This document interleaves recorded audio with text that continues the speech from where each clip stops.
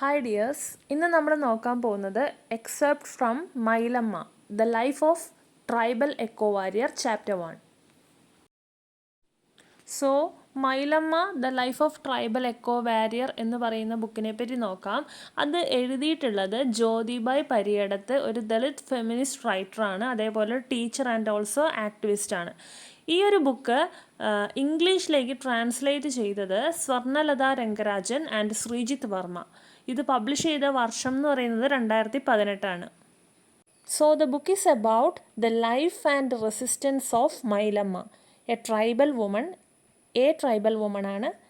സ്ക്രീനിൽ ആന്ന് കാണാം, ലെറ്റർ മിസ്റ്റേക്കിൽ വന്നതാണ്. A tribal woman who became the face of anti Coca Cola struggle in Plachimada. ഈ ഒരു ബുക്കിൽ പറഞ്ഞിട്ടുള്ള കാര്യങ്ങൾ about the life and resistance of Mylamma a tribal woman. അതായത് മൈലമ്മേനെ നമുക്കറിയാം, പ്ലാച്ചിമടയിലെ കൊക്കക്കോള വിരുദ്ധ പോരാട്ടത്തിൻ്റെ ഭാഗമായിട്ടുണ്ടായിരുന്ന ഒരു പ്രധാനപ്പെട്ട നേതാവാണ് മൈലമ്മ. അതേപോലെ മൈലമ്മയുടെ ഒപ്പം അവിടെ പ്രവർത്തിച്ചിട്ടുണ്ടായിരുന്ന ആൾക്കാർ, അവരെന്തിനു വേണ്ടിയിട്ടായിരുന്നു അവർ സമരം അവിടെ നടത്തിയത്, അതൊക്കെ തന്നെയാണ് മൈലമ്മയുടെ ജീവിതവും ഇതേപോലെ ഈ സമര കാലഘട്ടത്തിലെ പ്രധാന സംഭവങ്ങളും അതൊക്കെ തന്നെയാണ് ഈ ഒരു ബുക്കിൽ പറഞ്ഞിട്ടുള്ളത്. അടുത്തതായിട്ട് ആരാണ് മൈലമ്മ എന്ന് നോക്കാം.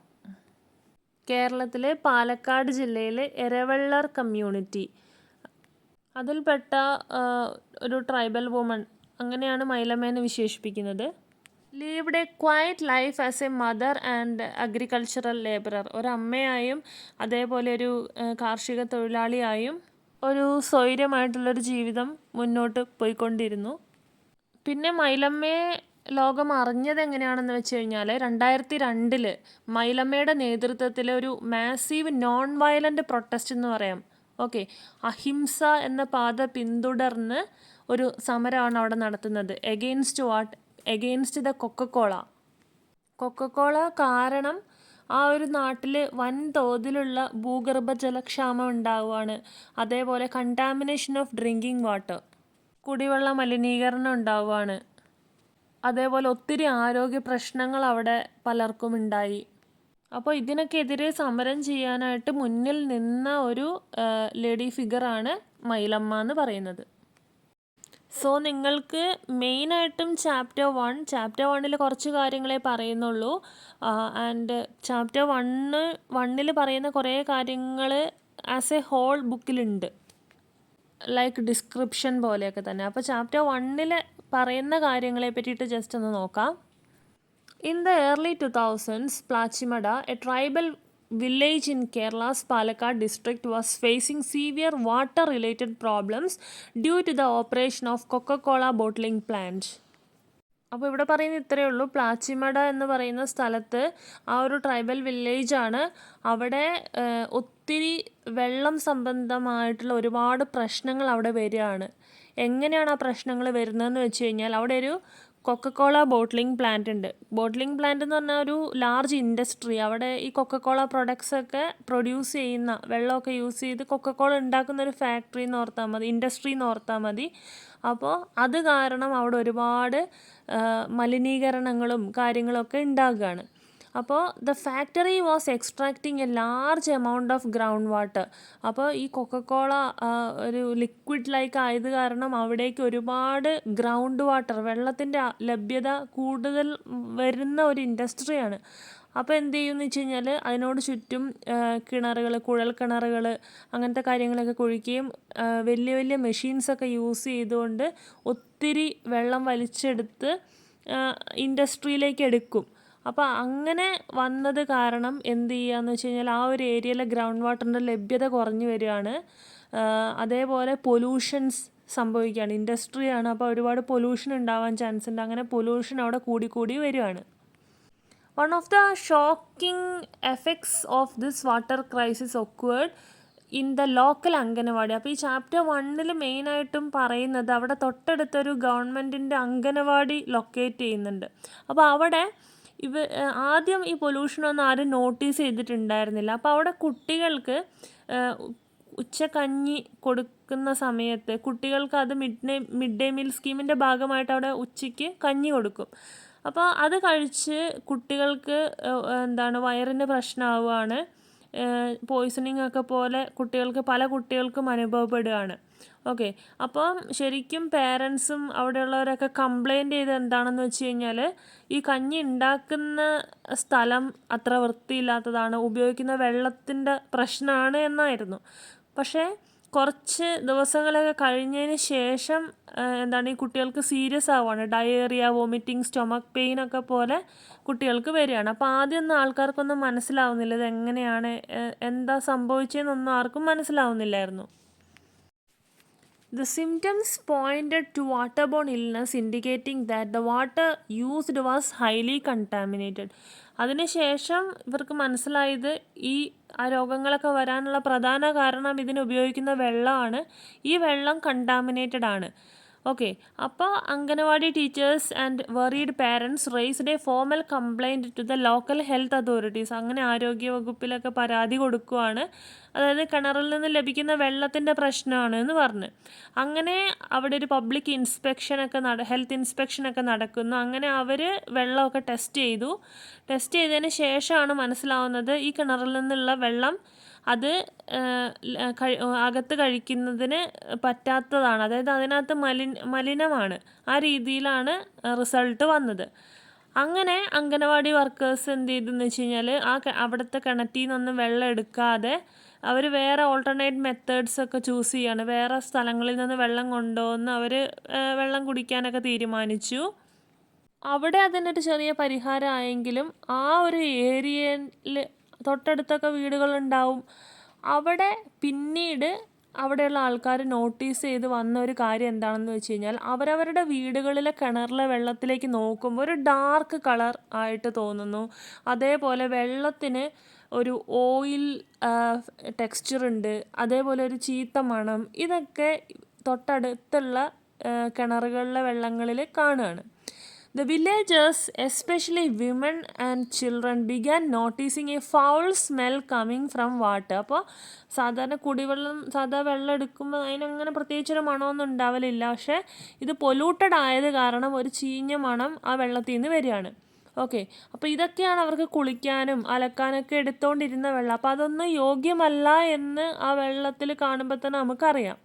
The smell was described as pungent and chemical-like. അപ്പോൾ ഏത് തരത്തിലുള്ള മണമാണെന്ന് വെച്ച് കഴിഞ്ഞാൽ ഒന്നൊരു ചീത്ത മണം, പിന്നെ എന്തോ കെമിക്കൽ അതിൽ അടങ്ങിയിട്ടുണ്ട് എന്ന് മനസ്സിലാവുകയാണ്. ഓക്കെ, അതായത് ഒരു വ്യത്യസ്തമായിട്ടുള്ള ഒരു മണമാണ് അതിൽ നിന്ന് കിട്ടുന്നത്. In some cases, the water was even discolored and some reported skin irritation after contact.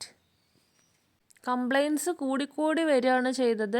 ഡിസ്കളേർഡ് വാട്ടറാണ്. അതേപോലെ ആ വെള്ളം ഉപയോഗിച്ച് നമ്മൾ കൈ കഴുകി കഴിയുമ്പോൾ അവിടെ സ്കിൻ ഇറിറ്റേഷൻ, അതായത് ചൊറി പോലെയുള്ളതൊക്കെ വരികയാണ്. അങ്ങനെയുള്ള സീരിയസ് ആയിട്ടുള്ള പ്രശ്നങ്ങൾ പിന്നെ അങ്ങ് വന്നു തുടങ്ങി. Women were the first to notice the issue. അപ്പോൾ ഇത് ആദ്യം നോട്ടീസ് ചെയ്തത് ആ പ്രദേശത്തുണ്ടായിരുന്ന സ്ത്രീകളാണ്.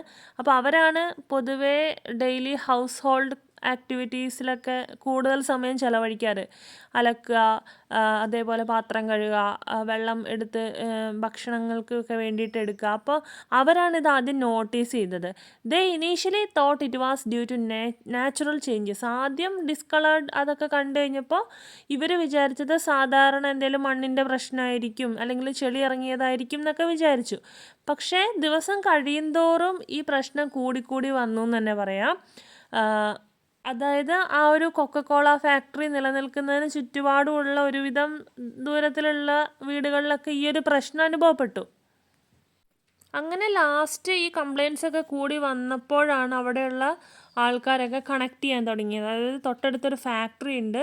ഏകദേശം ഫാക്ടറിയിലൊക്കെ ആയിരിക്കാം ഈ കെമിക്കൽസിൻ്റെയൊക്കെ പ്രസൻസ് കൂടുതലുള്ളത്.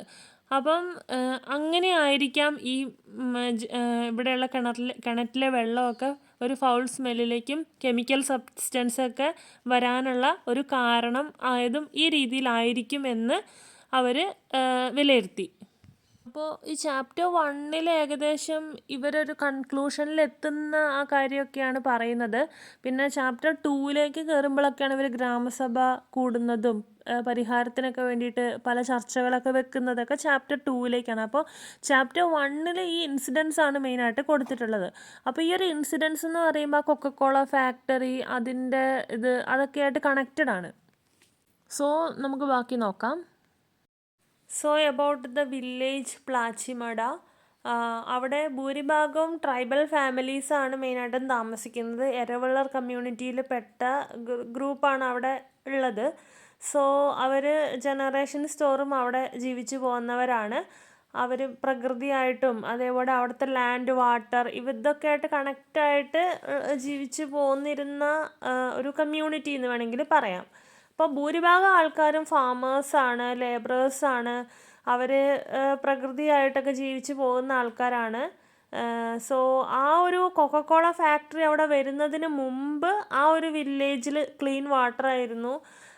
ജനങ്ങളൊക്കെ ആണെങ്കിലും അവിടെ നിന്ന് നാച്ചുറലായിട്ടുള്ള ഫുഡ്സ് അതേപോലെ വാട്ടർ ഇതൊക്കെ എക്സ്ട്രാക്ട് ചെയ്ത് ജീവിച്ച് പോയിക്കൊണ്ടിരുന്നു. Most of the families used wells for drinking and cooking. അപ്പോൾ അവിടെയുള്ള കിണറുകളിൽ നിന്നൊക്കെയുള്ള വെള്ളം എടുത്തിട്ടാണ് ഇവർ കുക്കിങ്ങിനും അതേപോലെ ഭക്ഷണം പാകം ചെയ്യുന്നതിനും കുടിക്കുന്നതിനൊക്കെ എടുത്തുകൊണ്ടിരുന്നത്. സോ പ്ലാച്ചിമടയിൽ ഉള്ള ആൾക്കാരെന്ന് പറഞ്ഞാൽ അത്ര പണക്കാരോ ഒന്നും തന്നെയല്ല. ബട്ട് അവർ ഒരു ഫാം ലൈഫ് ലീഡ് ചെയ്യുന്ന ആൾക്കാരാണ്. പീസ്ഫുള്ളായിട്ട് സിമ്പിൾ ലൈഫൊക്കെ ലീഡ് ചെയ്ത് ജീവിച്ച് പോകുന്ന ആൾക്കാരാണ്. അവർ ട്രൈബൽ ട്രഡീഷൻസൊക്കെ ഫോളോ ചെയ്ത്, അതായത് ട്രഡീഷണൽ ആയിട്ടുള്ള songs, they took care of nature very well, ആ രീതിയിലായിരുന്നു അവർ ജീവിച്ച് പോയിക്കൊണ്ടിരുന്നത്. അങ്ങനെ ഇൻ ദ ഇയർ 2000 ആ ഒരു പെർട്ടിക്കുലർ ഇയറിൽ ഒരു ബിഗ് ചേഞ്ച് അവിടെ സംഭവിക്കുന്നത് എന്താണെന്ന് വെച്ച് കഴിഞ്ഞാൽ അവിടെ ഒരു കൊക്കക്കോള ഫാക്ടറി വരികയാണ് പ്ലാച്ചിമടയിൽ. അപ്പോൾ ആ ഒരു ഫാക്ടറീൻ്റെ പ്രവർത്തനത്തിന് ഒരുപാട് ഗ്രൗണ്ട് വാട്ടർ ആവശ്യമായിരുന്നു എവറി ഡേ.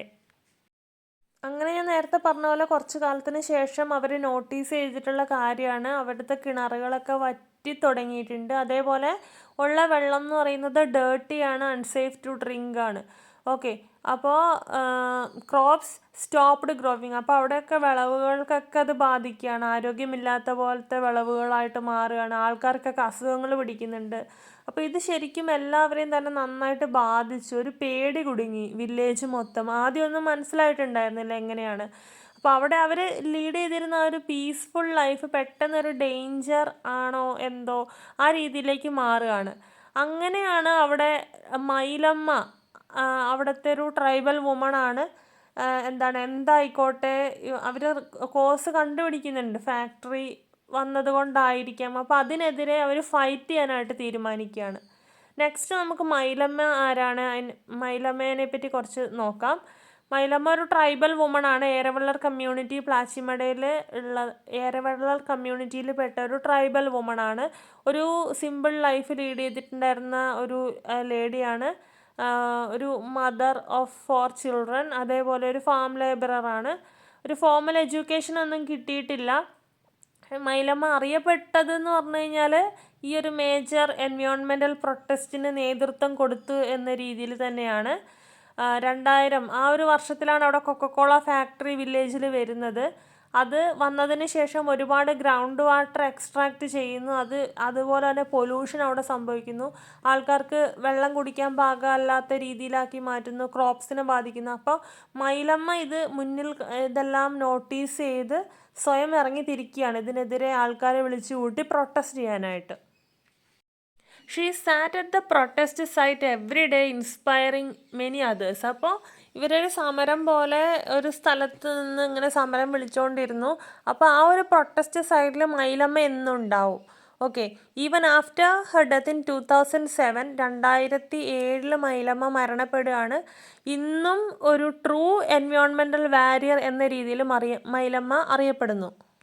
പിന്നെ അടുത്തതായിട്ട് ഈ ബുക്കിനകത്ത് കൊക്കക്കോള ഫാക്ടറി അത് വന്നതിനെ പറ്റിയിട്ട് കുറച്ച് ഡീറ്റെയിൽഡ് ആയിട്ട് പറയുന്നുണ്ട്. പാലക്കാട് പ്ലാച്ചിമടയിൽ ആണ് ഇത് സ്ഥാപിക്കുന്നത്.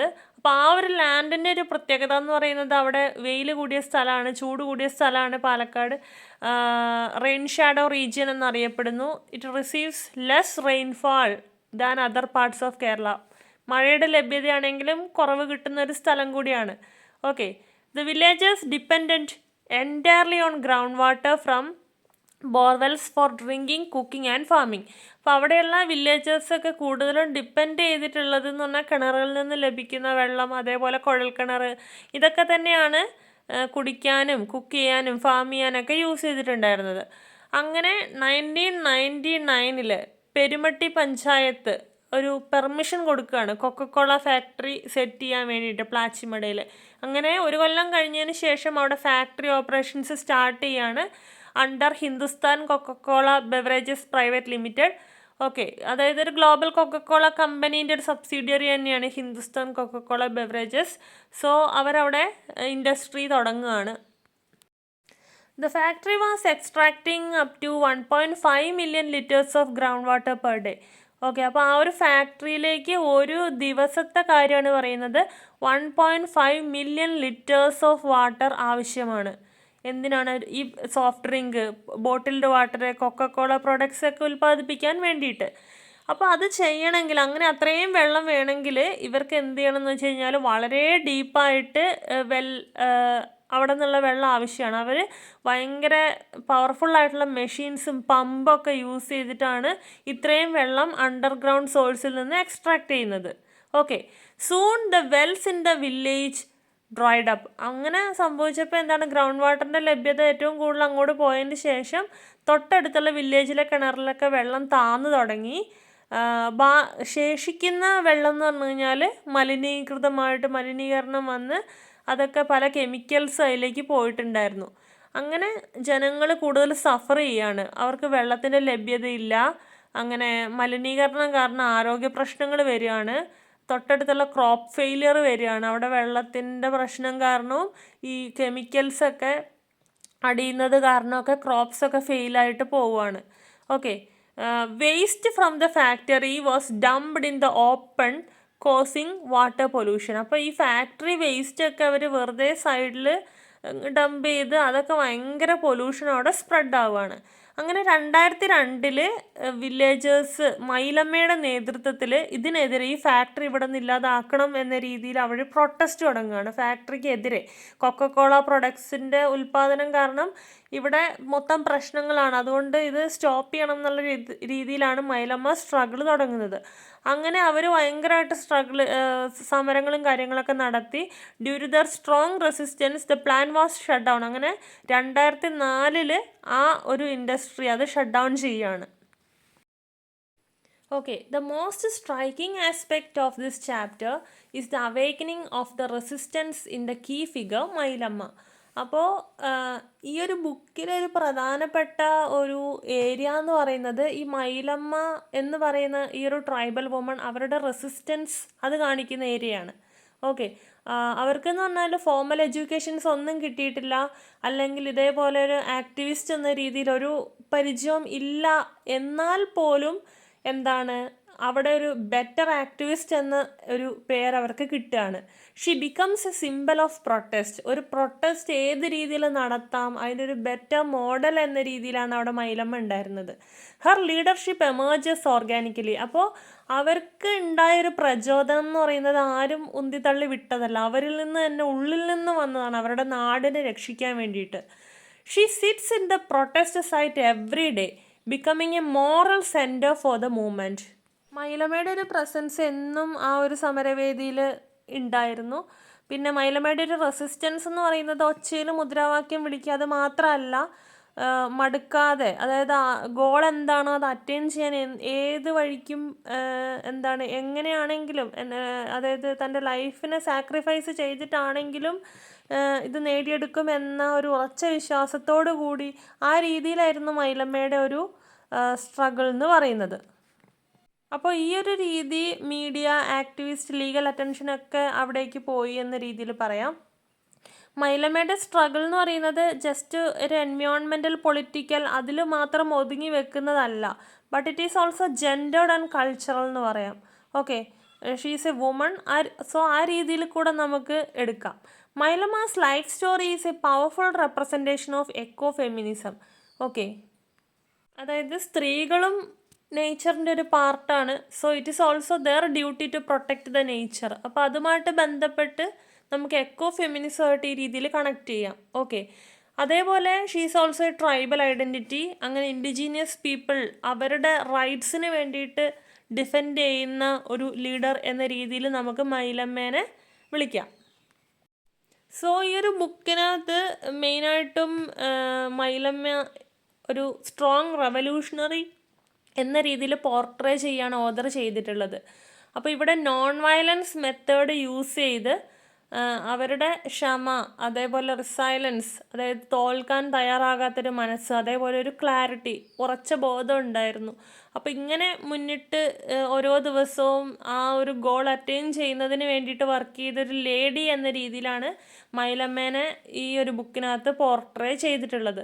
Har story, the other says, is not just about a woman or a village, but about how earth speaks through vulnerable and how the local struggles connected to global questions of justice, sustainability and human dignity.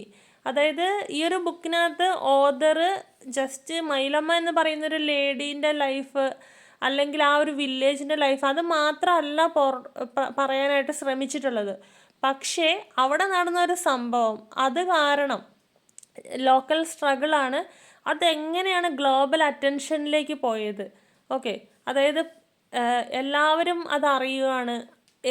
അതായത് എർത്തിൻ്റെ ഒരു പ്രൊട്ടക്ഷന് വേണ്ടിയിട്ട് ഈ ഒരു ഇൻഡസ്ട്രീൻ്റെ അതായത് അവിടെ ഉള്ളത് ശരിയാവില്ല, ആ രീതിയിലേക്ക് ഒരു മനസ്സിലാക്കൽ, അതിലേക്കൊക്കെ ഈ സ്ട്രഗിൾസ് പോയി എന്ന രീതിയിൽ പറയാം. ഓക്കെ, അതായത് എർത്തിൻ്റെ എക്സിസ്റ്റൻസിനും എന്താണ് ഇങ്ങനെയുള്ള ഈ പൊല്യൂഷൻ അധികം സ്പ്രെഡ് ചെയ്യുന്ന ഈ ഒരു കാര്യങ്ങൾ ഇല്ലാണ്ടാക്കേണ്ടത് ആവശ്യമാണ് എന്ന് പലരെയും ചിന്തിപ്പിച്ച ഒരു സ്ട്രഗിളിലേക്ക് ഇത് മാറി എന്ന രീതിയിൽ പറയാം. അപ്പം ബുക്ക് ആസ് എ ഹോൾ ഇതേപോലെ ഒരുപാട് കാര്യങ്ങൾ പറയുന്നുണ്ട്. ബട്ട് സിലബസിൽ ചാപ്റ്റർ 1 ആണ് പറയുന്നത്. പക്ഷേ ചാപ്റ്റർ 1 ജസ്റ്റ് കുറച്ച് കാര്യങ്ങളാണ് പറയുന്നുള്ളൂ. എന്നാലും പ്ലാച്ചിമട റിലേറ്റഡും അബൌട്ട് മൈലമ്മ അതൊക്കെ കണക്ട് ചെയ്ത് ഈ ബുക്കിൽ ആസ് എ ഹോൾ ഉണ്ട്. സോ അതുകൊണ്ടാണ് ഞാൻ ഇത്രയും ഡീറ്റെയിൽഡ് ആയിട്ട് പോയിട്ടുണ്ടായിരുന്നത്. So that's all about this video.